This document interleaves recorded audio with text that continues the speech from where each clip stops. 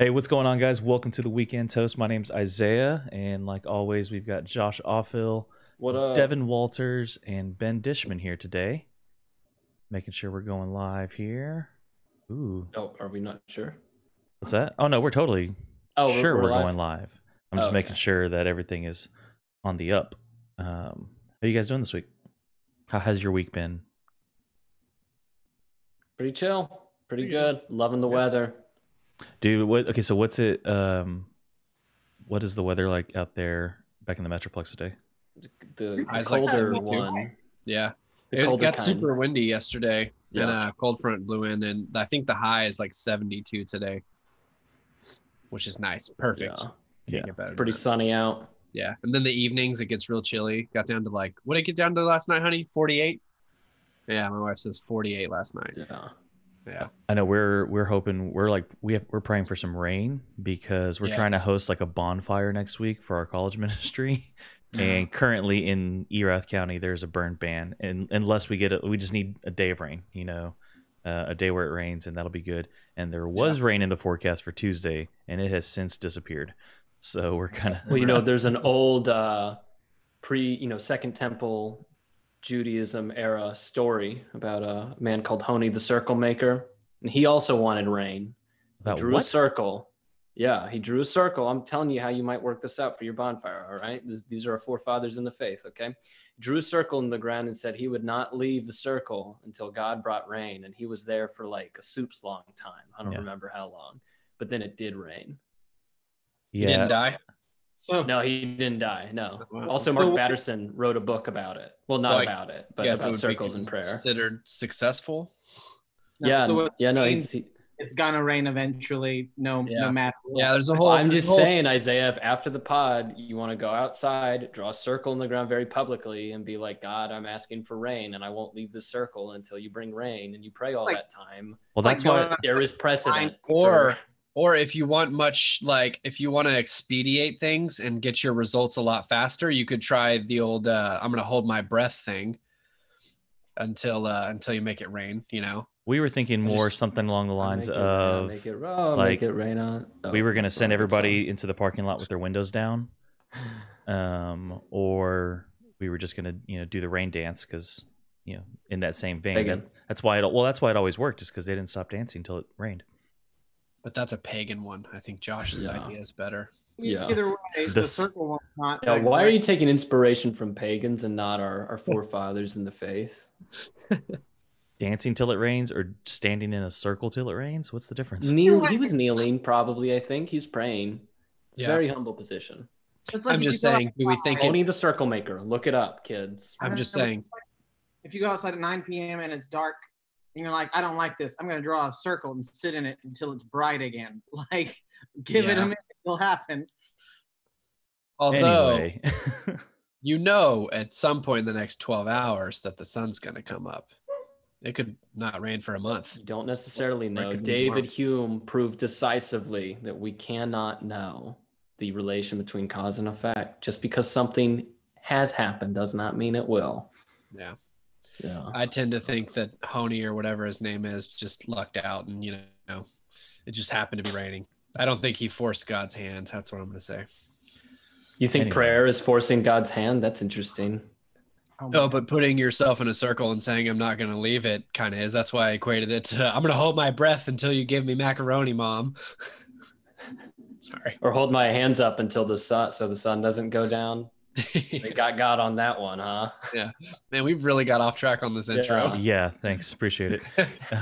Anyway, speaking of things that... Trying to, put us in historical context, even if it's a bonfire for the college ministry. Just want to... You know the origin of the word bonfire? I'm kidding. That was a blind... Oh, man, I was really hoping you had something there. Anyway. It does. It's in the Blind Manor show. It's there. Oh, I'm only on episode 4. I watched the first episode. I paused it 5 minutes in watching with 2 friends, and I looked at them. I said, is this screenplay as bad as I think it is just 5 minutes in? And we were all like, yeah, it's awful. Really? And these people are more like y'all and not as discerning about what's bad on TV like I am. So it was... Well, did you make them also watch the the Stalker movie as well? Because after I watched it for the third time, one of my friends was like, I should watch that with you sometime.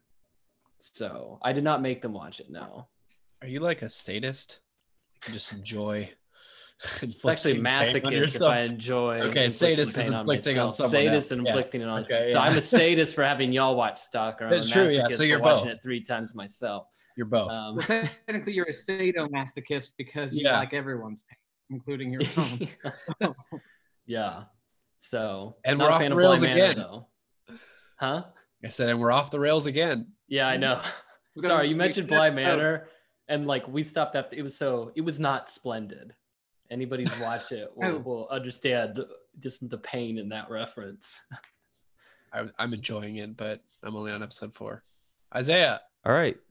You guys ready? You ready to do this? All right. We're skipping everything and going straight to the wheel today. Are we? Wheel of. Well, I figured you guys didn't want to talk about anything we planned on talking about. Oh, wait, is that what happened? I'm just kidding. Anyway, I thought we had an order of things. Yeah, so did I. And Devin, I think I've owned that mug before. And there we go again. Sorry, nope, there we go again. I'm on a roll. It's a fantastic mug. Yeah, from Summer Moon. Proceed. So, are we allowed to? We good? What are we doing now? Are we gonna do the wheel of random? No, we're not. I'm just trying to. You guys just kidding. Anyway, so it's time to elect a president, and so everyone is wondering what they need to do. Yeah. Anyway, something that caught our eye this week. I think Devin was the one who put it in first, but I know Josh, you followed it a month ago at John Brown University in Arkansas. Eric Metaxas and David French were in a debate over this question. They were posed with the question, should Christians vote for Trump? And for those who don't know, Eric Metaxas, very much pro-Trump. David French, not so much. I think, what's the phrase? Self-proclaimed never Trumper. Yeah, a never Trumper. Right. And so, but both would call themselves evangelicals as well as conservative politically. So it was important distinction there. Yeah, so shout out JBU. Got a lot of friends that have gone there. My wife actually graduated from there, and so it was really cool. They were met with just a couple things before we even jump into like what you guys thought about the debate. It was a hot thing for the campus. There were definitely some people that were not happy that they had these guys here, specifically Metaxas, and so it was interesting. But for the most part, like it was a pretty simple, cut and dry. You present your case, rebuttal. You present your case, rebuttal. They took Q&A from the moderators, and then took Q&A from the students. Which I need to find out what that question submission thing was, because they sounded. Said the name of it. Yeah, I don't remember what it was, but yeah, it was cool. Yeah, you could like upvote suggestions. Yeah, right. So it's like Reddit, but for Q&A. So that is a much better way to do Q&A stuff. For sure, when they said that too, I was thinking like you. I was like, oh my gosh, everybody needs to do that, because filtering through things you get, and just like, do people really want to hear about this? I don't know. Hey Eric, do you like David's shirt?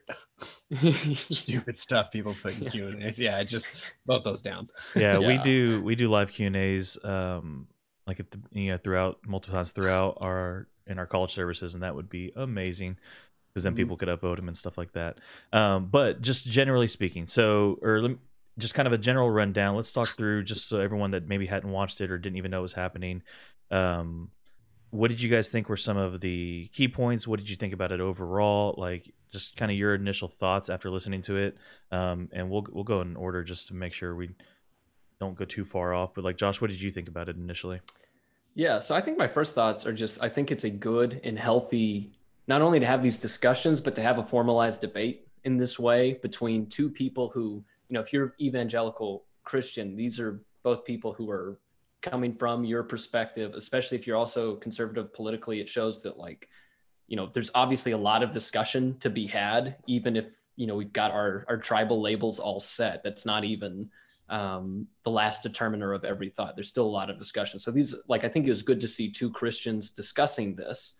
And even though it got a little contentious, but I'd say it was still pretty civil. Mainly in the Q&A, they kind of bit back a little bit, but for the most part during the main presentation, it was fine. Right. And I still don't think it was uncivil. And I think there should be room for that to occur. And then for both people to be able to walk away and be like, yeah, that was good discussion. But I thought they all made their points pretty well. Well, I think David French made a better argument for his position, which was the never Trump position, strictly on the basis of, I thought he just had better reasons and explanations for his views. I thought Metaxas hit the points of, why Christians should support Trump. Like I thought his points were good, but I thought he exaggerated some of them way too far and was not so clear on giving reasoning. It was more of statements like, of course this is the case, or it would be the worst if this happened. And just from a pure debate perspective, I didn't think he really made his, he argued for his position very well. What was not a value statement on the positions, by the way. I'm just saying. For sure. What was your, we had talked before we jumped on, like what was, you said there was something about French, like the thing you think French presented that like sticks out the most to you, something in regards to just liberties and stuff like that. Right. So David French, his background is served in the military in Iraq, but he was a lawyer. He's argued before the Supreme Court, worked for the Alliance Defending Freedom. So a lot of religious liberty, free speech, pro-life stuff. And he writes at the Dispatch, was at National Review. I've actually been following his writing stuff for a while because I think he makes, first to find an evangelical that's actually high up in the world of journalism can be challenging. But David French is a very, very good representative of that. So wherever you come down on an issue, I suggest that you guys look into his work. But he particularly hit on the alarmism of, people saying, well, if Trump's not elected, then all these people will get in and religious liberty is gone and the pro-life movement is dead. And he was able to show from his experience, like he talked about like how safe religious liberty is, not even just with if ACB gets passed through, not just that there's a 6-3 advantage in the Supreme Court, but even when Ruth Bader Ginsburg was there, it was normally 6-3 decisions, 7-2 decisions in favor of religious liberty cases. Sometimes 9-0. Right. Yeah. Anytime that they would like sue for damages on a campus for restricting, we all hear about college campuses and the restrictions of free speech, which is a concern, but every time they'd sue for damages or something, he said he can't, he's done it dozens of times, always won, always got recompense. So there's a lot of things being challenged culturally right now that he's, from his own experience and just from even pulling out data outside of experience, is actually pretty safe. Yeah.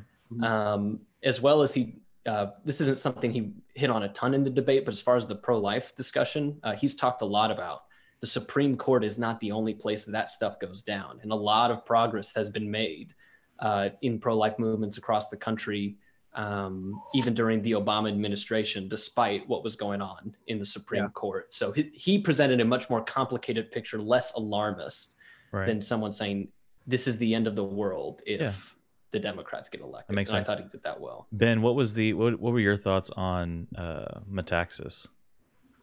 Well, I feel like now this isn't to say that French was infallible and just completely perfect in the way that he presented it, but I feel like that Eric Metaxas sidestepped some of the Wait, is it Metaxas or Metexas?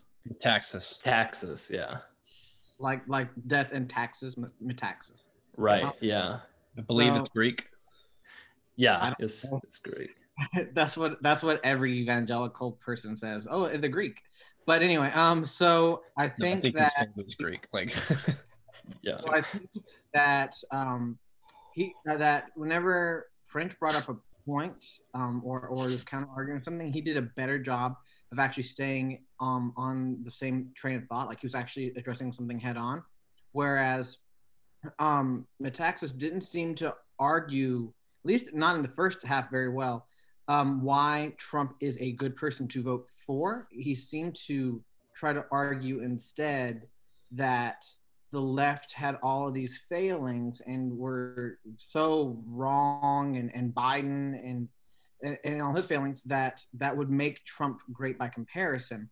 But even while arguing those same things in the same statement, he would say certain things that I felt like completely contradicted the things he said before. So one of the things that he would say was that Biden, being this career politician, has not really done anything to actually fulfill his promises. And so then he kind of lauded Trump for not being a career politician, but a businessman instead. And then later on, he makes a crack at AOC for having been a bartender. Now, either way, this is a person who did not come from a political background. And so you're saying that not being a career politician actually is supposed to work in your favor unless they are also on the left. And so it seemed sort of contrary to what he was trying to get at. But I think that I was impressed by French more for what I felt like was that he was able to give more concrete examples and history to the points that he was actually trying to make, whereas Metaxas seemed to be a little bit more vague in general at times. Not to say that he was wrong in what he said. It just seemed that he was more general in the way that he tried to articulate it. But no, French just in his handling of, and even of his criticism, of the criticisms that he received, he may have sidestepped some of it, but he did, on average, a better job of actually sticking to what he had, what was being asked of him. Devin, what did you think was, like, if there was a strong point in Metaxas? Because Josh and Ben have kind of said similar things. Like, was there any high point for Metaxas in this debate?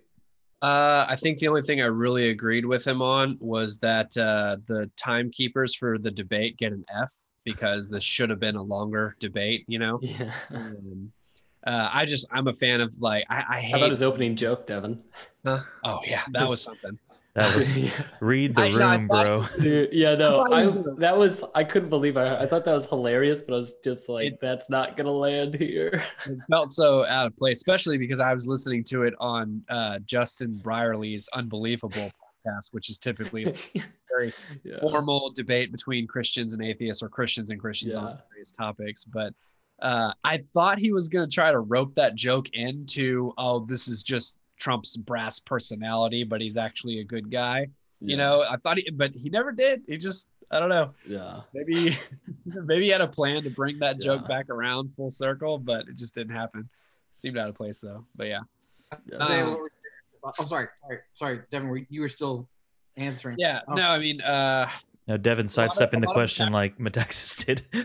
A lot of Metaxas' arguments was all stuff I'd heard before, mostly from Trump and his supporters. And I didn't feel like anything was particularly new or persuasive enough for me to think, oh, I need to reconsider this. It was a lot of, I thought David French called it like it was. It was a lot of alarmism.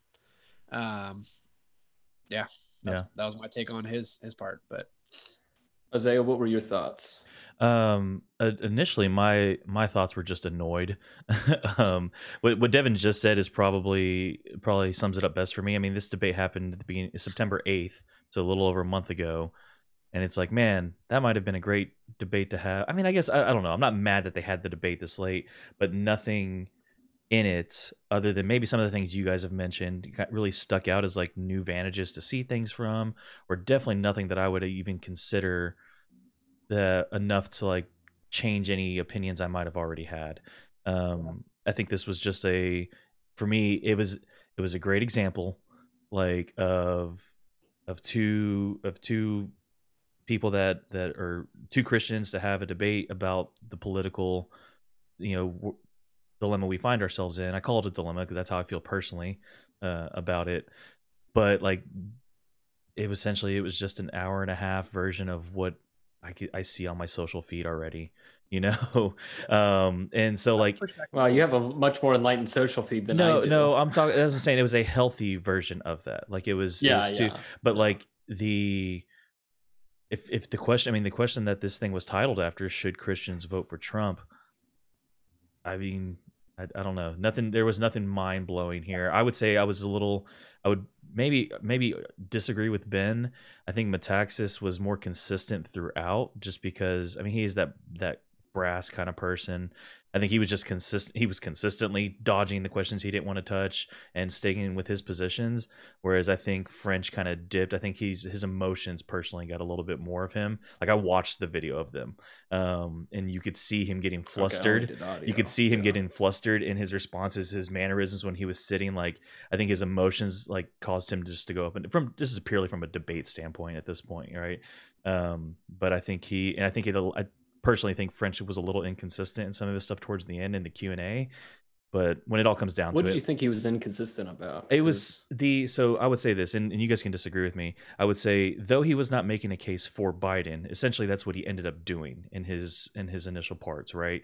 He was whether it not necessarily for him, but like just his points to counter were just like whether it was for excuse me, like in not going against Trump, he essentially was having to make a case for why voting for Biden's okay, and whether it was, but then like in the Q&A, he was talking about rejecting the binariness of the election, how there's more than one candidate, and I feel like here's the thing, because of my personal opinions on like how that stuff all works out, I was like, man, you kind of the person that you might have been able to sway. I feel like now you just open up a whole nother can of things. And I think it was just inconsistent with his argument throughout. Yeah.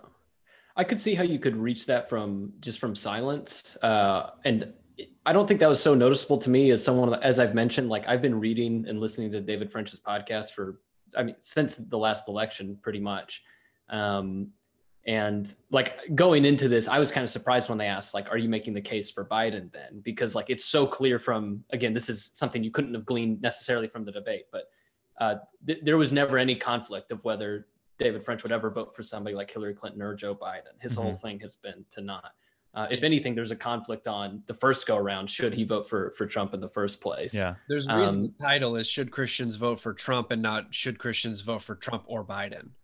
Right. And so I could see how, especially just arguing against the pro-Trump position is, he must be thinking Biden. But for anybody who might go watch that later, just know like David French would like not even give it a thought. So I'll put it this way. Like if I'm the person that's in that room that doesn't like Trump at all, right? But like I'm begrudgingly putting my check mark next to his name, and I come and I see this debate and I start to think like, man, French is making some good cases. It's my religious liberties aren't at this huge risk. Like it'll be okay. And I'm starting to move my hand over to that other candidate.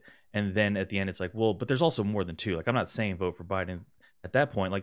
Like most people that I've talked to, I feel like it's like, well, a third party vote's not worth anything, or all that kind of stuff. It's like, well, dang it, now I feel like that person is probably like, well, now I don't know what to do. Maybe I was moving that direction.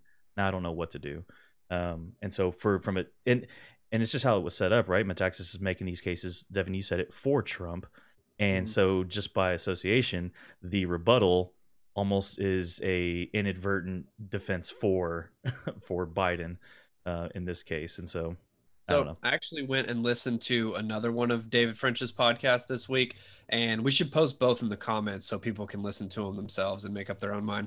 But I felt like listening to that one was super helpful because it just gave him a little bit more of an opportunity to expound on some of the arguments that he used in the debate. And I actually found those like very helpful. Which one did you listen to?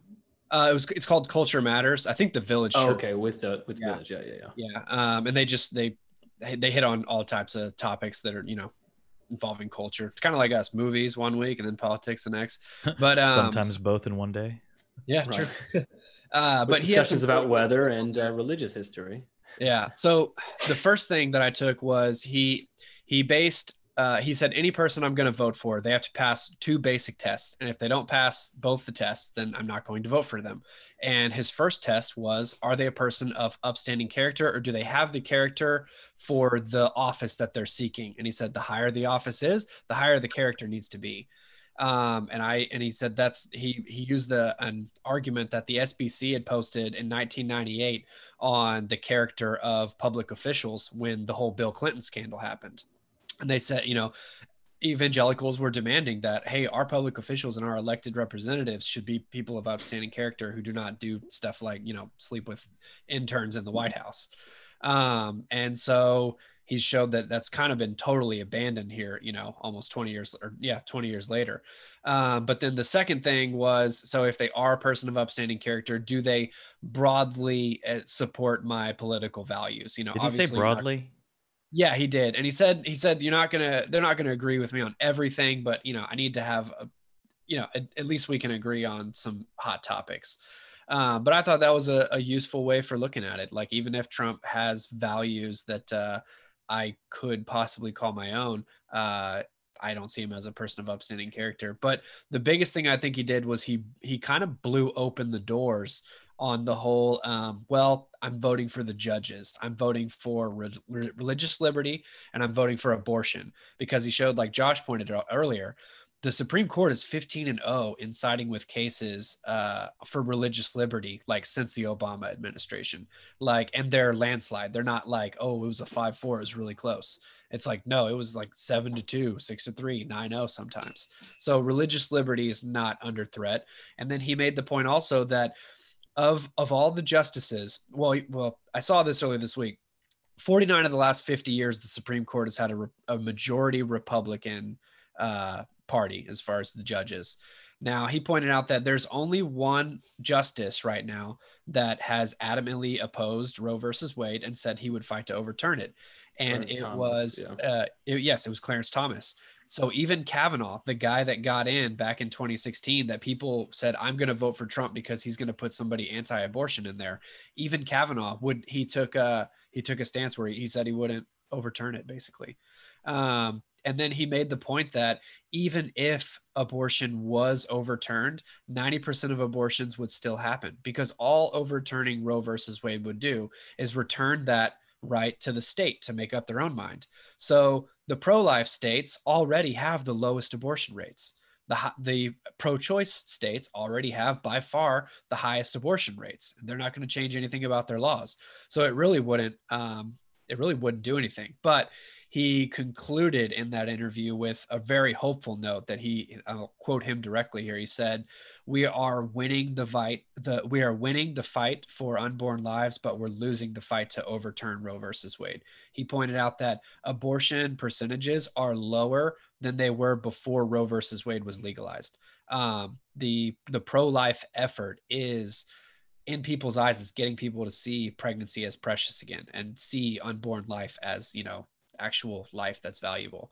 And so, I agree with what Josh said earlier. The Supreme Court is not the place where this decision is really gonna, have any fruit come from it. So then, by the way, I was just gonna say real quick, if you want to know kind of the intricacies of the Supreme Court and what they've got going on, David French has a podcast with a colleague, Sarah Isger, who's also a lawyer who's argued before federal appeals courts and that kind of stuff before. And it's called Advisory Opinions. And whenever there's Supreme Court news, they will break it down and they'll talk about stuff. I mean, one of the things I learned just recently, they're like, everybody talks about Roe v. Wade, but that's not actually the governing precedent right now. It's Casey is. Casey, yeah. So anyway, go listen to Advisory Opinions if kind of how the Supreme Court work and what impacts that has on the law interests you at all, because they literally two experts on it. And it's specifically, that one's not so much of a moral discussion so much as this is how the law works and this is how the Supreme Court works. So anyway, what were you going to say, Isaiah? Ben was going to say something. Yeah, well, two things now. Even whenever it comes to the Supreme Court and pro-life, arguments that you see a lot, what's interesting is Metaxas didn't really lean on that. He went a much more peculiar direction to me. Mm-hmm. Yeah, he spent a lot of time harping on China and as the great evil of our time, and was completely void of talking about history, because if you're going to blame someone, you could blame Nixon, for example, for opening the door for us to rub elbows with China or whatever. But it was interesting that would be the thing that he's just saying, Trump's fighting against that, and then he would even say the demons of that, he would make that the spiritual warfare.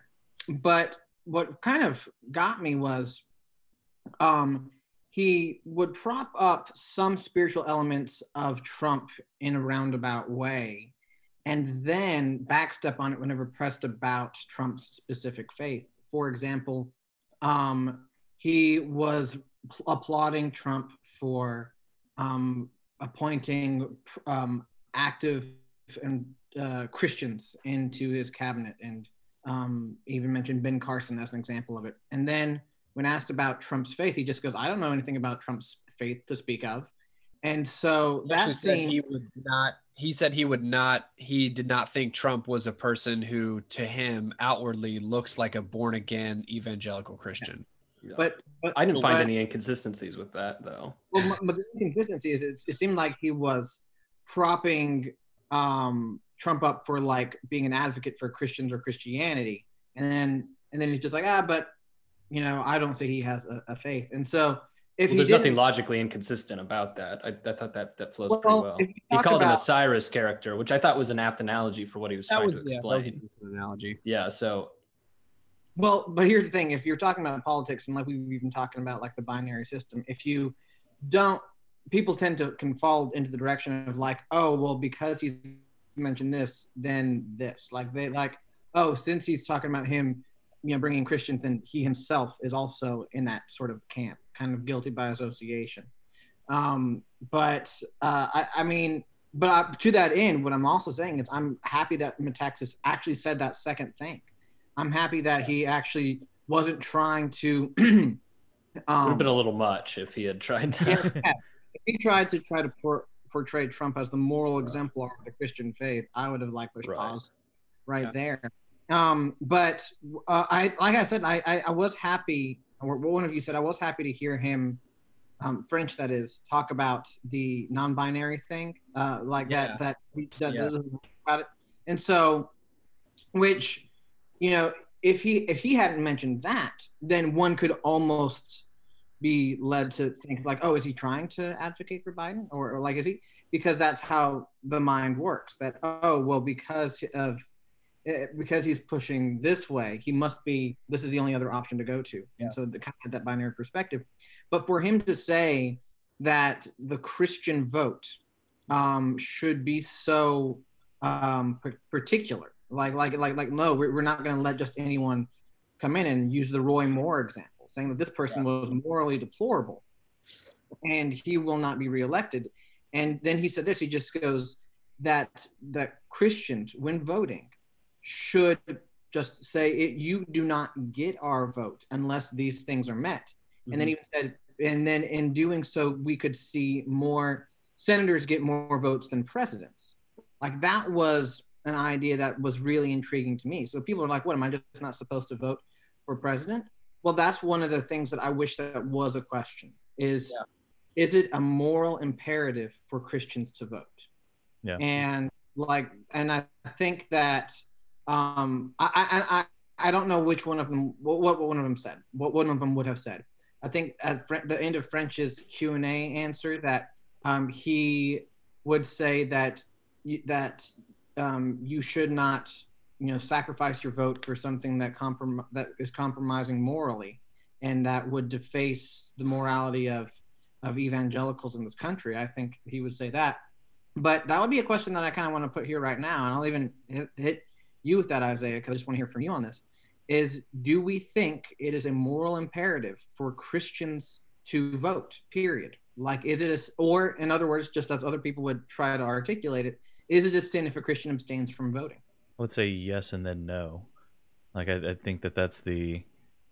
I do think that there's got to be a case. Go not to Isaiah for counsel, for he will say both yes and no. No, I mean, well, because those are two different questions, right? Like, there's the thing that you can make a case for that I should do, and I know what you're saying, like what you're thinking.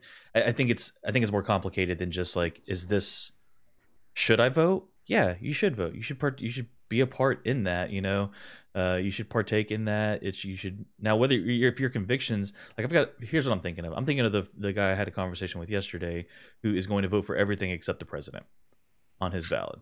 And so are you talking about specifically just the president of the United States? I'll leave that to you. So that's why I would say it's a yes and then a no, is because if you've arrived at the conviction that you cannot, in good conscience, because here's one thing I would like to ask French. I will answer your question, Ben.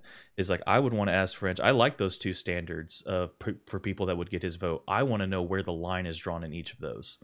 how high of character? Good question. And I know he said that it increases, and I would agree with that. I think in any organization, the higher you are, your responsibilities and the expectation of your character rise as well. But what is that line for him, right? And then on the same thing, a broad agreement in the hot topic issues. Well, where's that line drawn? You know, is it a number thing? Is it certain ones carry more weight? I'd want him to flesh that out a bit more, because I think, just as said, it's almost a pipe dream.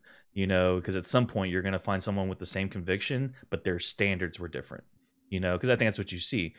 To get back to your question, though, that's why it's a yes and then a no. I think that you can make a case morally that you should be involved if you have a conviction in the system that is going to help move things one way or the other. However, I don't think it would be a sin to abstain from voting, specifically if you're talking about an area like the president of the United States. I have a friend who's like very involved in this stuff. He just cannot come to the ability really to vote for either of these guys, because for him it's a binary thing. For him, he's like, the third vote doesn't matter. Like, yeah, maybe one day that'd be great, but essentially we're voting for two guys, and I just can't do it. But he is also partaking in everything else that's on that ballot. So that's why for me it's a yes and then a no. Someone Rebecca in the chat's asking if we voted in 2016. Not who we voted for, but just did we vote? I'll go on the record and say your friend that you're talking about, I totally identify with that. I did vote in 2016. I voted for, senators and House of Representatives, but I felt very similar to the way you're describing how your friend felt about the presidential election, and I could not bring myself to vote for either one of the candidates, which is, again, how I feel this year. And I chose to write in, knowing it was effortless, but knowing that I voted for senators and governors and stuff like that. But yeah, and the school board. Yeah. Hey, that's important. Yeah. Hey, no, it is. Just a reminder, those ballots are long. But now I did vote in the elections before 2016. I voted in two elections before 2016, the 2012 and the 2008. 2008 would have been, well, Josh, not for you. 12 would have been your first one, Josh, right? Yeah, first time I voted was the presidential election of 2012. 12 was the first one I participated in. Yeah. Anyway, so these two just seem like such an anomaly to me, where I think in almost any other election, if I put myself at any time in history, I would have been able to at least begrudgingly pick one of them. And the last two have just, I don't know, they just seem so extreme that I'm like, I just can't willingly write the name down. Yeah. Anyway, back to your question, man. So, like, I mean, what's the heart behind that? Is my answer unbiblical? Well, honestly, I think that the heart behind that is that there's a lot of Christians who are feeling like they are bad Christians if they abstain from voting. Like I had a friend who messaged me last week who was asking where I've landed on voting and who I'm voting for, and that he had been told that if he didn't vote, it would be like being a bad steward. Like, that's what he had been told, that he is a bad steward of what God had given him if he did not vote, that the stewardship of his voice and his opinion. And I was like, that's interesting. But that also seemed, and y'all are free to disagree with me, slightly manipulative. Oh, 100%. And that, like, it's just like, let's go ahead and twist your arm in saying that you are failing on a spiritual level if you do not cast a ballot, which would compel someone to spiritualize bipartisanship, or partisanship rather. Yeah, that's for sure. Like, I'm voting this way because God has told me I must vote. And if I must vote, and I must vote for this person because of this issue or that issue, then they conflate their faith and spirituality with their political allegiances. And I feel like that's dangerous move, but I think it's more and more common. And honestly, what you see more and more is this idea that like if you look at what a lot of churches do leading up to elections, they will talk about certain issues and platform issues and how these are biblical good platform issues, and almost all of them are Republican issues, and or that issues that the Republicans would side on. And so you do that enough, and you're going to make it seem like the only way that you can be a good Christian voter is if you vote Republican.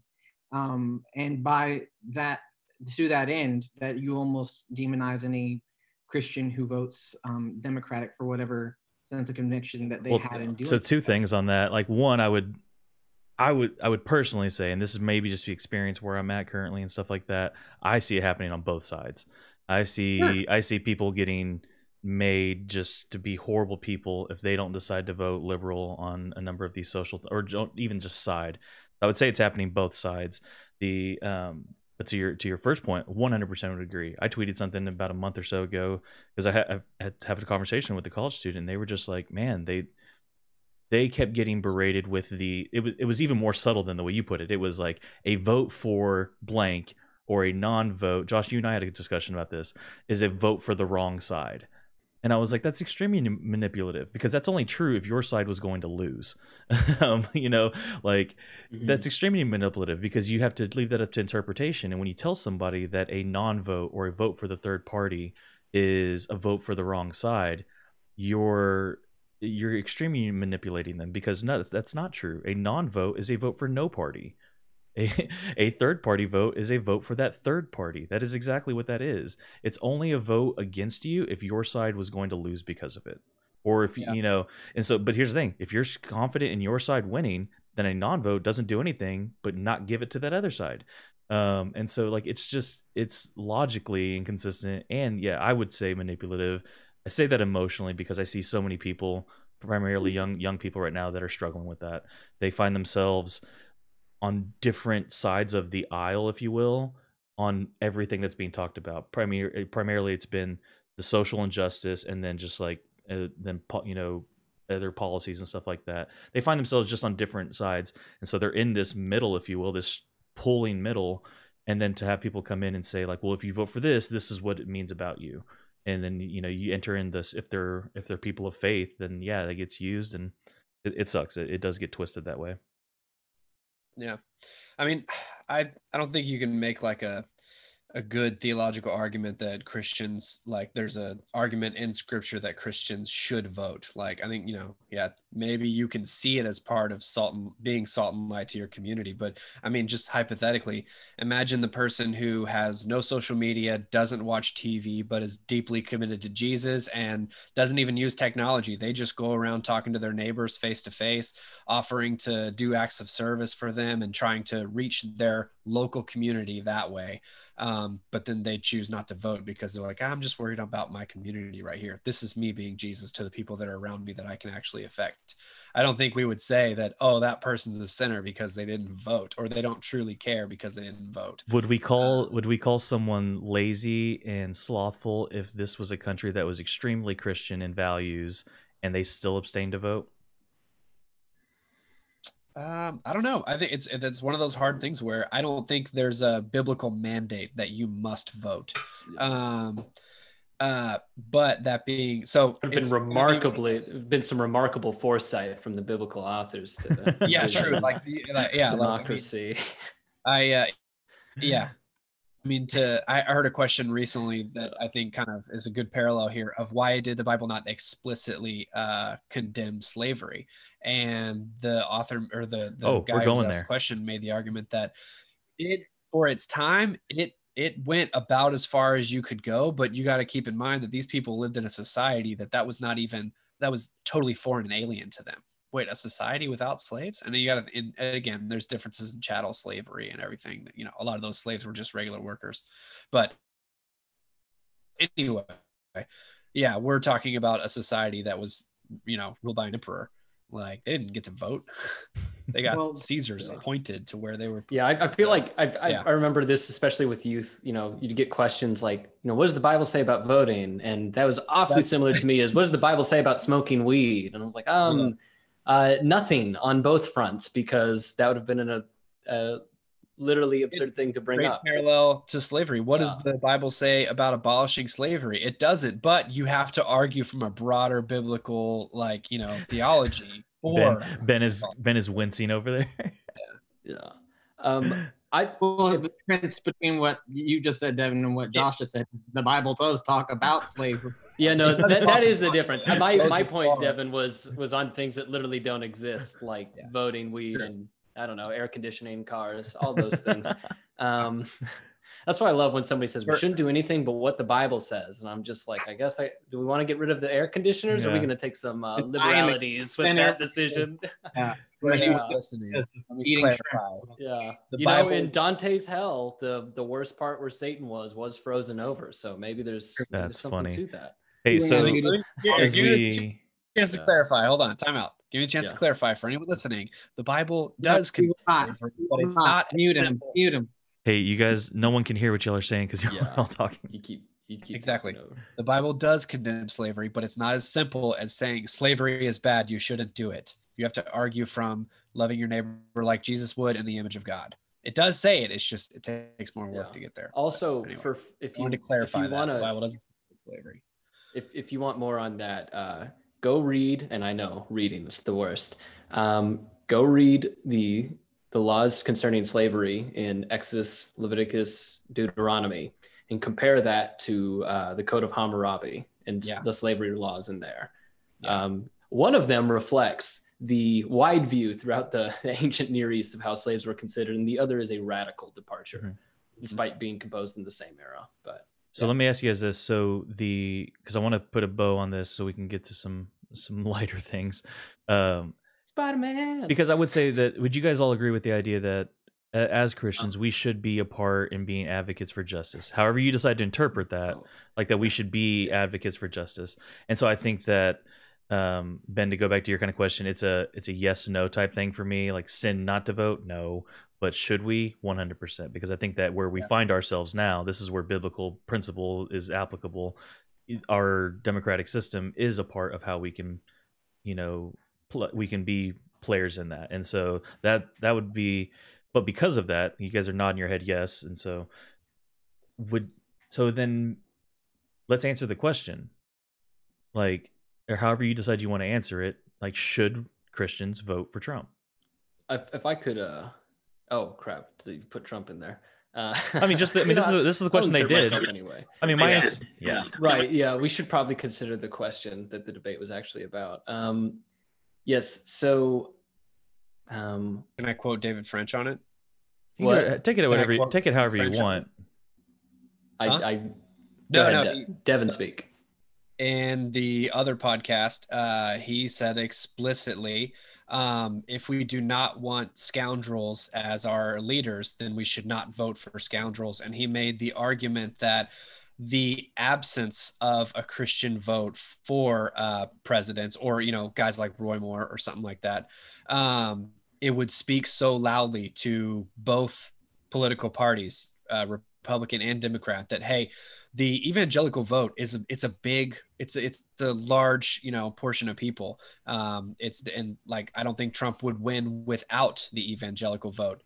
And he made the point that if evangelicals will refuse to vote for people of reprehensible character, then it would force them in the next election to. He basically said, hey, Republicans, if you ever want to win another election again, put somebody in front of us that is at least has good character. That was his stance on it. So, yeah. Well, if we can't vote scoundrels in, Han Solo will never be president. Oh, that's a bummer. Josh, how would you answer that? However you want to interpret it. I think "should" is an interesting word. There's a lot of things we should do that not doing them would not necessarily be a sin.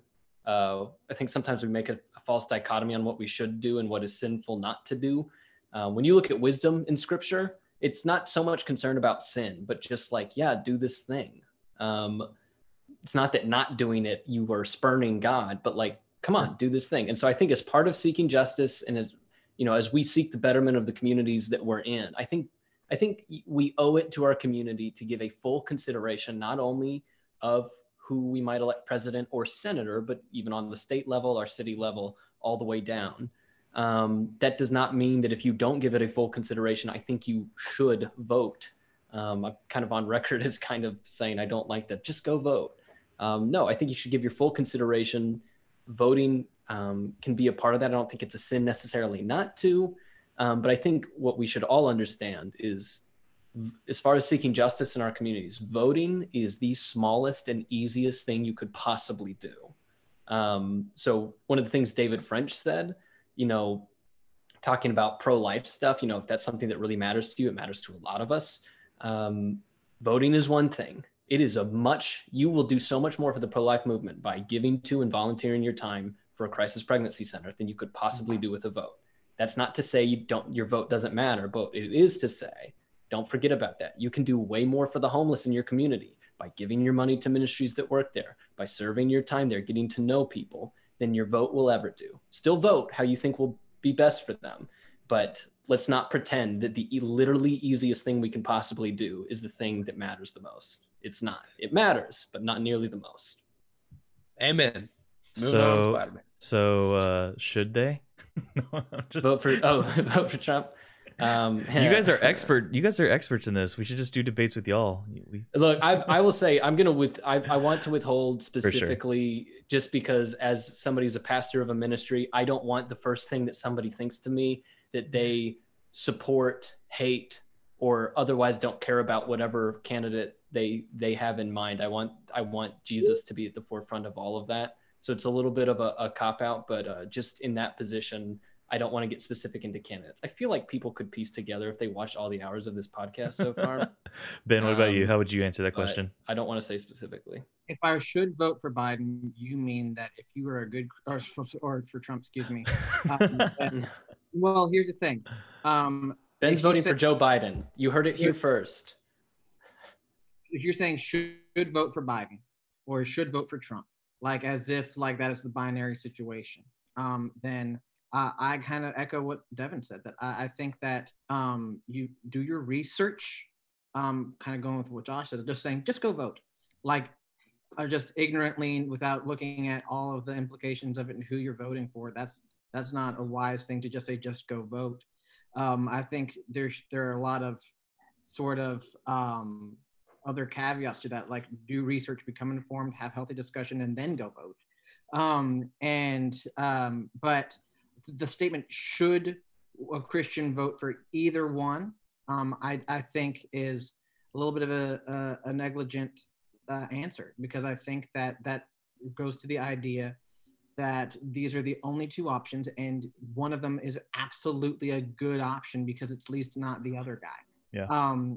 Charles Spurgeon said, "Of two evils, choose neither." And so if you're in that position of moral conflict where it feels like a betrayal of your conscience to vote for one or the other, then I would encourage you not to do that, because that is something that is done devoid of faith, and that you are sort of even betraying your faith in doing so, and kind of in that. So I don't think it would be wise of me to tell any person that you should go do this if you are at deep moral conflict because of it. That doesn't seem like a healthy thing for me to say as a pastor. I will say that whatever you do, vote your conscience and vote your convictions on it. And that if you vote, that's what you should do, that you should vote for something that you have a peace about and that your conscience would advocate for as well. For sure. I mean, I would echo that just in a much simpler way. Should you vote for Trump? That's where you've arrived because of through your prayers and convictions. Sure. If not, then don't. Can I throw in, whatever happens is of little consequence, because in 12 years, 2032, I'll be eligible to run. Everything's going to be okay. Then we'll be done with elections after I am in, just for we'll just take a life office, and I'll be kind to my subjects at first. And just don't worry. Let's get to 2032. Speaking of random. Wait, are we skipping the thingamajig? Devin's. Yeah, I'm gonna make a call. Devin's got to go in 10 minutes, so let's get some. I thought you said 1:30.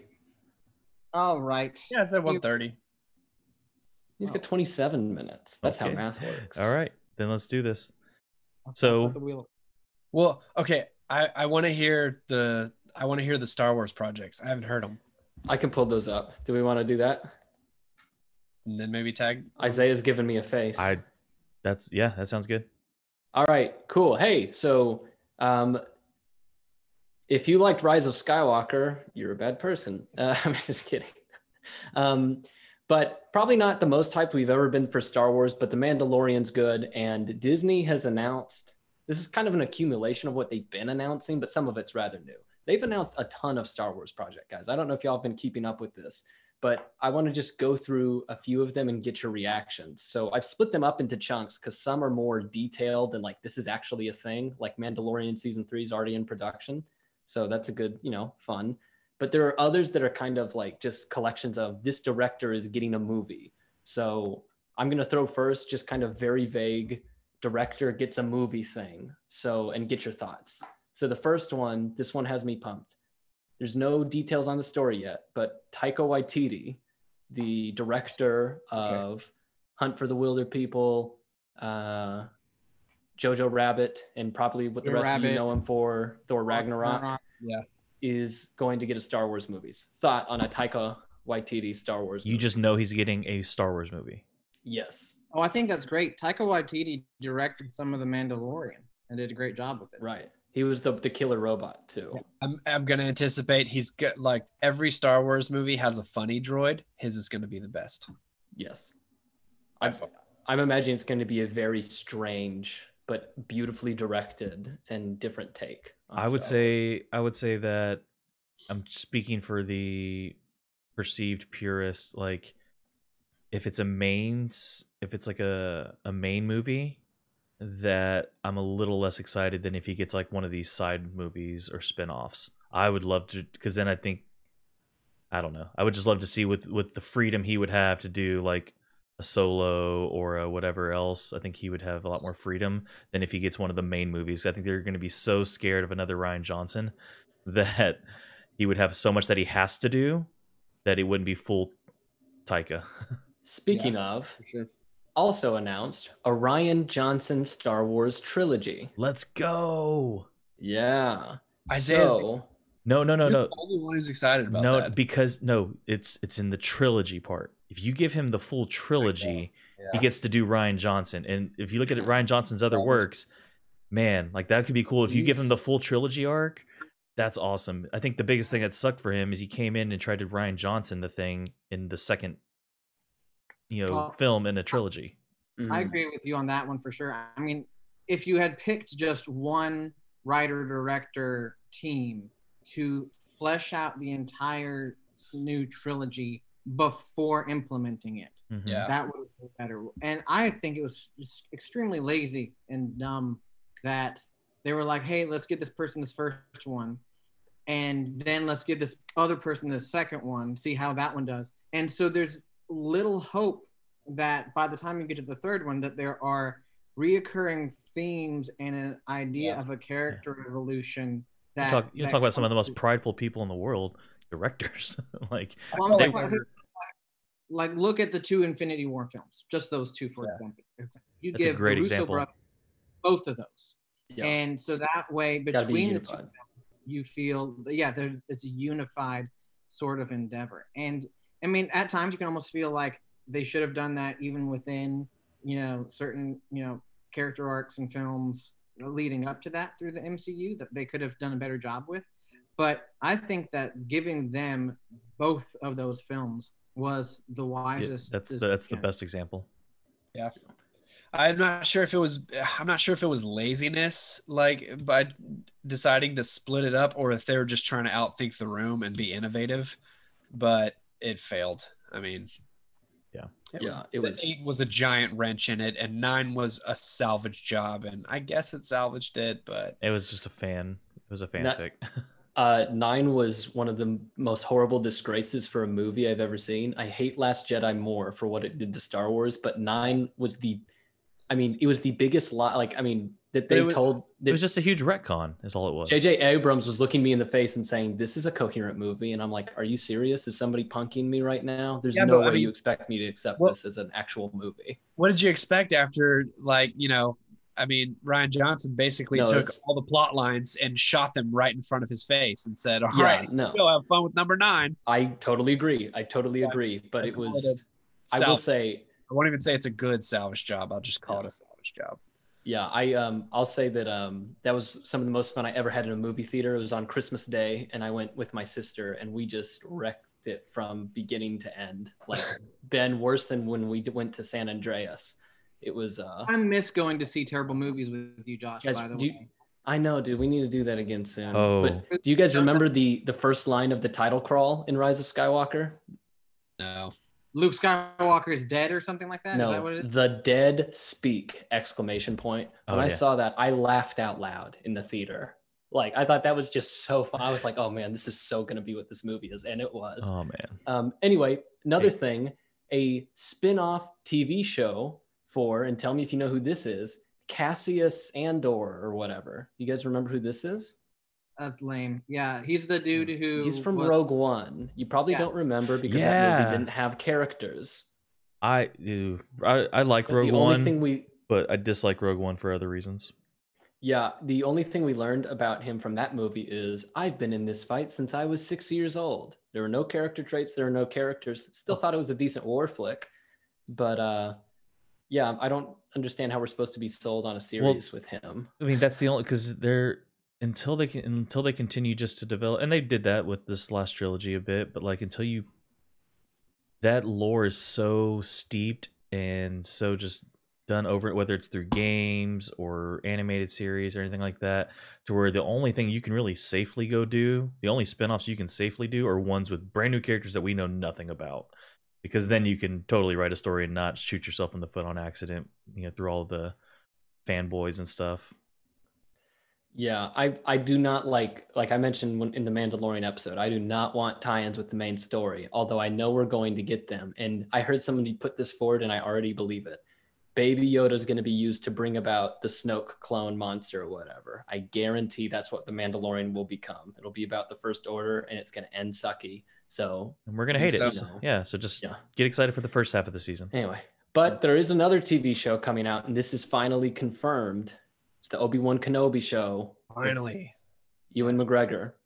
And it's called the Obi-Wan Kenobi show. He'll actually have different characters from the Star Wars universe into a studio, and he'll interview them. Wait, what? No, I'm just riffing here. We know nothing about it. It'll be probably not a talk show, from what I understand. Yeah. But yeah, what hopes, thoughts, dreams, concerns about Obi-Wan Kenobi show? Darth Maul. That's my hope. Okay. I want Darth Maul back, and I know they did that in like the Clone Wars series, the cartoon one. Like, bring that into this series, make it grittier. Well, they also did that at the end of the Han Solo film. So, yeah, that's right. He made a cameo there. Yeah, which was so random. Metal layers. Metal layers. I think. I mean, I'm excited for some of those things. Like I would say like that Cassius spinoff, though, like there's nothing to get excited about. That's probably the one I feel like has the most potential, because it can do. I mean, the same reason why we all fell in love with the Mandalorian, right? Yeah, blank slate. Like, and the only thing we're scared about with the Mandalorian is that it's going to tie in to the main series. So like I would say they probably have the biggest opportunity with that. Is it Cassius or Cassian? I honestly don't know. I saw his name once and I went to scroll through to look for it and I realized that I didn't care. But it's Foden. Yeah. I mean, obviously, I'm excited for Taika's film just because I like him as a director. I think that's probably the riskiest one, though. Again, because if it's too much Taika, is it not Star Wars? I'm okay if it's not Star Wars because. But the only reason Episode 9 was what it was is because the big fandom hated it. Well, but if we steer away from the Skywalker story, which I mean that husk has been dead for a long time, but they keep throwing it in her face. I feel like that's better. And I like directors taking unique visions on stuff. As much as I did not like Last Jedi, I think Rian Johnson could make a famous trilogy that he is the head of that has nothing to do with the Skywalkers. My only concern is his horrible use of humor from that movie and ridiculous B plots that have nothing to do with the story. And although part of the problem there was he didn't even consider Finn's character development in the first film, so he just redid it all again. But that was the most beautiful Star Wars movie. Some of the shots in that. I mean, I remember watching it in theater, thinking this cinematography is great, and it was cinematography is fantastic. And that I realized I didn't like it. So yeah. Right. So if he's got his own story, he's not having to jack with somebody else's stuff, then I think that could actually be some of the best stuff we see. Lightspeed Kamikaze was one of the coolest things. It was cool. I've seen Leia, but it was cool. And just whenever she's like, I'm just gonna go ahead and light speed this ship through this entire battalion. I'm like, that was so cool. I like The red sand was cool. It made it look like a bloodbath in a battlefield. Cool. Beautiful decision. The standoff between Luke and Kylo, where they give the wide shot where Kylo's on the left and Luke is on the right. That was, I mean, that was stunning. Yeah. Still sucked. But yeah, no, the movie sucked. Don't get me wrong. Throne room scene, the choreography, and it was beautiful. Hated it all, but it was pretty. I have a question. Mm-hmm. I don't want to. Hopefully, this isn't spoiling anything. Do we have any updates on the Game of Thrones writers and their trilogy that they're supposedly supposed to be working on? Right. They're not doing that because of their Netflix deal to make some other terrible shows or whatever. So they're out on it. By the way, guys, did you hear about Disney? What? So they fought. I mean, like other than the things I just said. Well, no, like them. They buy. No, between all their layoffs and them redirecting a bunch of funds, or I forget, they either created a new department or they're redirecting funds. Essentially, they're doubling down on. They're doing what like Warner Media did, where they've poured all their money into HBO Max. They're doing the same thing with Disney Plus, in regards to just like shifting like actual like content creation that way, and the emphasis just because, I mean, between like so. They're actively choosing not to release films in theaters. They're essentially like, latest Pixar film was they've essentially like the CEO. What's the new guy's name? It's not Tom Iger anymore.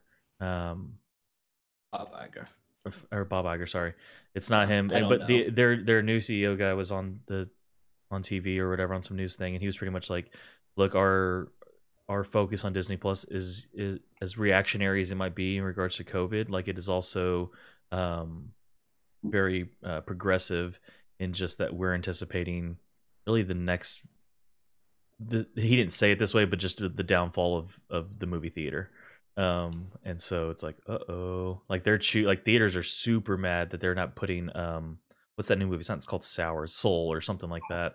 They're not releasing it in theater, they're just releasing it straight on the platform, and not even the Mulan way where you have the subscription and then pay. It's just having the subscription, you get this movie. Oh wow. And so they've chosen to do that, and like the theater like organizations are pissed. Oh man, it's like I like that. I like just being able to have a movie that I wouldn't go see in theaters, but that I would watch. Just hey, I can watch it for free. Well, not for free. I pay for the subscription, but I guess call me classic. I love the theater experience, and I hope for sure. Well, so that's like the reason I even brought any of that up was because like. You just named all those Star Wars movies. Some of them are TV shows. I get it. But like, I want to know, like Star Wars is a movie I want to watch in theaters. Tenet, I can honestly care less, like, and so I'm just curious to see what that means for even these Star Wars movies in theaters because of the bass. Well, then you can't have hear subtitles. Yeah. True. Yeah, you can't have subtitles. That's a good point. Yeah. Anyway, all right. Well, Did you ever see Tenet, Isaiah? Yes and no. No. If you saw it, yes and no, then you didn't really see it. Well, yeah, like I haven't watched the movie, but I've watched like clips of and recaps of. I've already spoiled the movie because you guys ruined it for me. So I thought you played a game the whole time. Yeah, but you guys have talked about it since then. And so anyway, Ben, what do we got for the wheel? And then we'll be out today.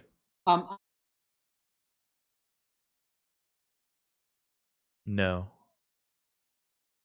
Didn't we talk about adaptations though? Or crossovers. Crossovers, that's right. Yeah. So video game adaptation, so TV shows or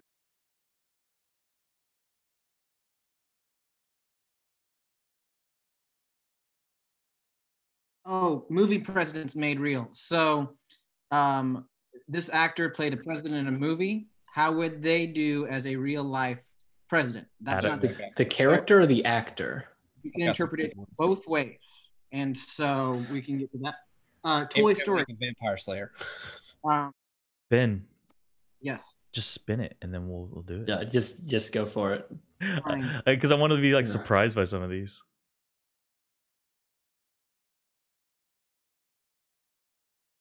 He's moving it with his hand. Okay, so the movie presidents. All right, I'm gonna give you an actor who has played a president in a movie, and you can speculate on if you think that they would do a great job or a terrible job in being a real life president. This is not saying that they bring their president character to life. It's just they wind up in the White House. Okay. Well, I don't know how to answer that then. I know much more about the characters than I do the actors. You can interpret it either way. You can be like, oh, if that adaptation, if Adam West from ends up being the president, like on starting off, Morgan Freeman. He's been president twice in the Olympus Has Fallen series, and in Deep Impact with the giant asteroid. Well, in the Olympus Has Fallen series, if that guy's president, then all the monuments in the world get blown up. I've seen those movies. No, so the third one I'm gonna vote no. No, the third one he was elected. Yeah, I'm gonna go. There's a with third no. Oh, There's a third one. No. Morgan That's all. Freeman. I'm gonna go no, Yeah, just because the movies were bad. Yeah. Awful. What about his Deep Impact president? Deep Impact was a terrible movie as well. It's a knockoff of Armageddon, which is also terrible. No. Whoa. But at least Armageddon's enjoyable. Whoa. Yeah, That's okay. true. Fair That's enough. true. Fair enough. Yeah. I'll take that. Stevie Buscemi's in it. Yeah, it's got its moments. Okay, so Morgan Freeman, good president, bad president, based off of those films. Bad Based president. I would say based Boo. on him personally. Like I like Morgan Freeman, the actor, Based on but it personally, I've- for sure, I like Morgan. I don't. Freeman. Yeah, I've I just don't heard- like it as much personally, but yeah. All right. Tommy Tiny Lister, the president from The Fifth Element. haven't seen it. Oh, dude, you got to watch that. Fifth Element's classic, man. It's a Chris good one. Rock. Yeah, I don't even remember who the president was in there, but they I had, don't remember who they the had flying president cars. Chris Tucker, Isaiah. Chris Did I say Tucker, Chris yeah. Rock? Sorry, Chris Tucker. Chris Tucker was the president. Oh, No, yes. Tommy, Oh, disappointing. What does he look like in that? I remember the villain. I remember Chris Tucker. guy. He's got he's like cross-eyed in one eye. Devo from Friday. Oh, that's right. Yeah, okay. Yeah, still I'd no. probably be a terrible president. Okay, this one's gonna be easy. Harrison Ford, Yes, Air Force One. for sure. Yep. For sure. Yeah. If you don't say one, I'm gonna be really upset. There's one I'm waiting for. Yeah. think that was the Independence last Day one. guy. You're gonna vote him in Yes, because Bill he flies a Pullman. jet plane. Yes. Yeah. He's That's waiting my for Bill guy. Pullman. I'm all. I want the crazy version of him from the sequel, though. That's the one I want in office. No, no. Coming back. I like to Yeah, pretend he's got the that movie beard. doesn't exist. Also, in that movie, they never explained how did the scientist who died just he's back, and he's gay. Yeah. Well, they needed a gay character. That's what it was. Yeah. Oh, Hollywood. Like, Man. come on. Independence Day. The first Independence Independence Day Day is one of my favorite movies of all time, and oh man, that hurt me watching the second one. I'm so excited about it too. All right, Ben, Okay. give us one more. Or I was talking about spin. Sorry, you have more presidents? I've got several. Okay, quick answer. Terry Crews, Idiocracy. Oh, 100. Was his name Lorenzo Camacho or whatever? Yeah, 100%. Yes. Former WWE champ. Yeah. Jamie Oh, Foxx. dude. I'm in on it. Plants need electrolytes. Yeah. Jamie Plants, Foxx. they crave electrolytes. Yeah, sure. Jamie Foxx. Yeah. Jamie Foxx. Hold on. I got to think of some Camacho lines that are appropriate to say on the podcast. It's What probably is he? Remember how he gets introduced?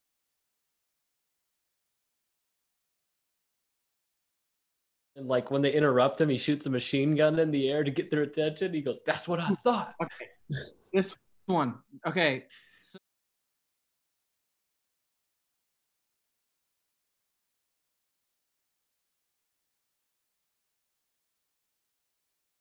Ouija.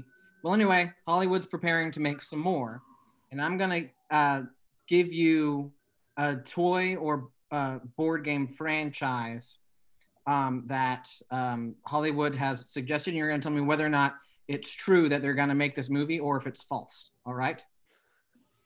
So some of them actually are happening, some of them are not. I'll start with this one. Monopoly. Are they making a Monopoly movie or not? True. They're going to make it a critique on capitalism. I'm gonna say false. Isaiah? Like, I feel I'm gonna say true because I think it's it's a documentary. Okay, it is true. They are planning on making a Monopoly film. Yeah. I feel like I had seen something about that. I just didn't want it to be true. Also, I like the idea what Josh did of speculating what it Critique on is. And Taboo. I can give some details.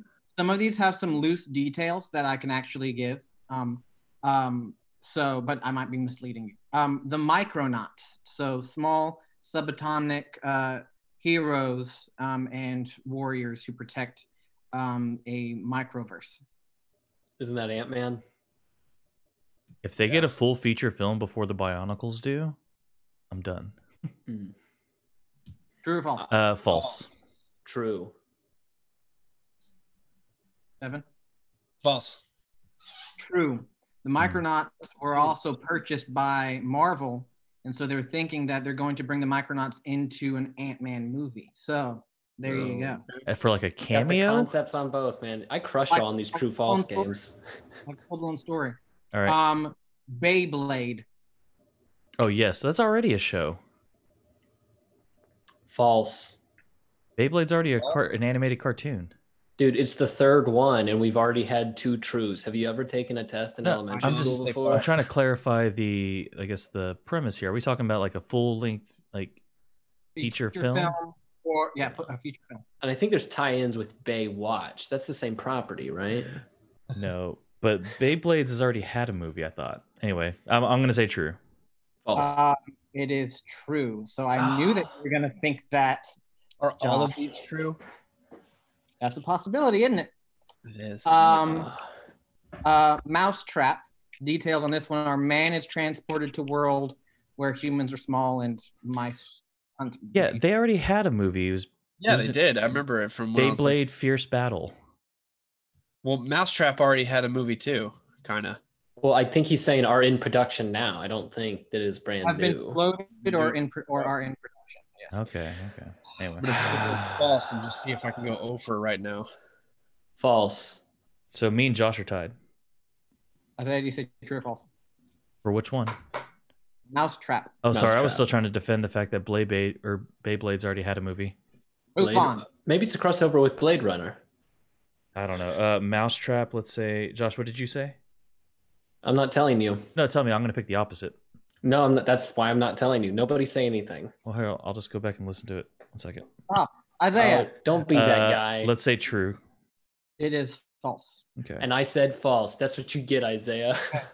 Well, I couldn't win if I picked the same one. We'd tie, and that's lame. Candyland was described as Oz meets Wonka. True. True. Wait, what? Oh, wait. There's more? Candyland. They already had a movie too. I haven't seen a Candyland. It was He called never said these were the first movies. That's what he insinuated, that these were like, anyway, let's say true, that they'll do another one. Oh wow, False. pick the same as me. Why won't you? Oh wait, no, I say false. false then. I say false. No, too bad. He already said false. So All right. we were both wrong. Last one. Risk. Oh, I was thinking this one would be cool. I'm gonna say true. Josh, say I'll the say- opposite so we can tie. True. Devin. I said true. False. Lame. No, But you said Candyland was true? No, that one's false. That one is false? I thought I'd seen something What about would that. Risk movie be like? Just 18th century World War One? Yeah. Well, they could probably do like a Jumanji thing, where it's like they get sucked into the game of Risk, and then it's like Jumanji meets Carmen Sandiego, in the fact that like they just get around the world super fast. Yeah, and they're stuck there all day. All right. Again, What was it? And then we'll vote. it is a very short one. It is simply called "What in the World," and it is where I'm going to give only 4 global headlines, and y'all have to try to fill in the blank. All right, let's do Fill in it. the blank. Okay. Yeah, so I'm going to say the headline, and you're going to try to guess what the blank is in the headline. All right? Let's do it. First Then I got that out. Okay, first one. 1 in 3 Brits admit to washing their blanks just once a year. Cars. Devin, stop. I'm gonna say dogs or Wait, pets. what was the number? Sheets. 1 in 3. Sheets. Devin is correct. They're bed sheets just once a year. That was Those a dirty better people. guess. I Okay. thought back to my bachelor days. this one's gonna make Devin laugh even more. Peppa Pig's blank is, quote, what nightmares are made of, says terrified fans. Height. Height, okay. Voice. Voice? I was gonna say voice. No, and I'm gonna share my screen for this one. It's is not. Peppa Oh, gosh. Pig's Second. front face.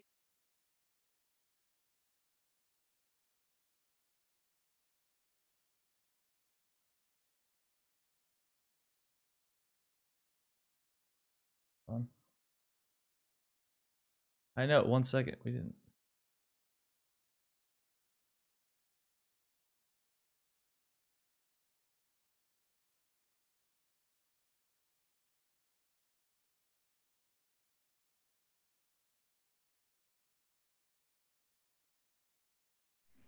Mm-hmm. Yeah, Devin, Ben, you took over the whole entire screen. It's not showing right.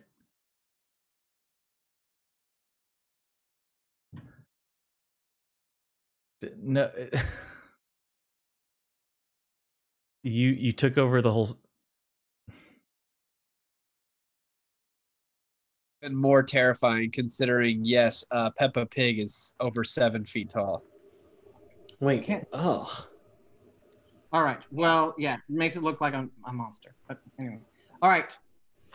Coronavirus, 500,000 blanks may be killed for virus vaccine. Some kind of animal. Mice? Huh? Mice? No. Mice? Children? No. Maybe it was a Jonathan Swift article, you know, like a modest proposal. I'm gonna say rabbits. Okay. It is What was the season. article again? 500,000 blanks may be killed for coronavirus vaccine. People? Sharks. Oh, what? Yeah, there it is. 500,000? Apparently, there's a compound in the livers of sharks that is can be used for the stuff for the vaccine. It's also used for malaria and flu stuff. So there you go. Wow. Last one. Aggressive blanks keep harassing White House reporters. Kids. Geese. You say kids? Yeah. I said geese. Geese. Yeah. Dude, you are aggressive. that They're would not surprise me. Devin? Oh, man. Aggressive. I don't know. I'll go the opposite of John. Or not opposite. I'll say crows. Raccoons. And Raccoon. so there's a Like in CNN Pawnee? reporter getting attacked. Huh? Like in Pawnee in Parks and Rec, they have a raccoon problem. Yes, actually, Josh, that's what's happening. So apparently these raccoons are getting really aggressive, and one of them attacked a CNN reporter. And so I just had this mental picture of like Trump and the Secret Service just throwing out like bath salts and watching the raccoons like, now go get them. No. Like Probably going to get a Presidential Medal of Freedom. Yes. Anyway, okay, so that's what I had. All right.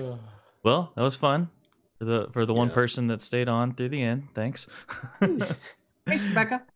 No, it wasn't her. Anyway, Thanks. sweet. Awesome. Well, we will see you guys next week then. Yo. Yeah, bye-bye. Bye.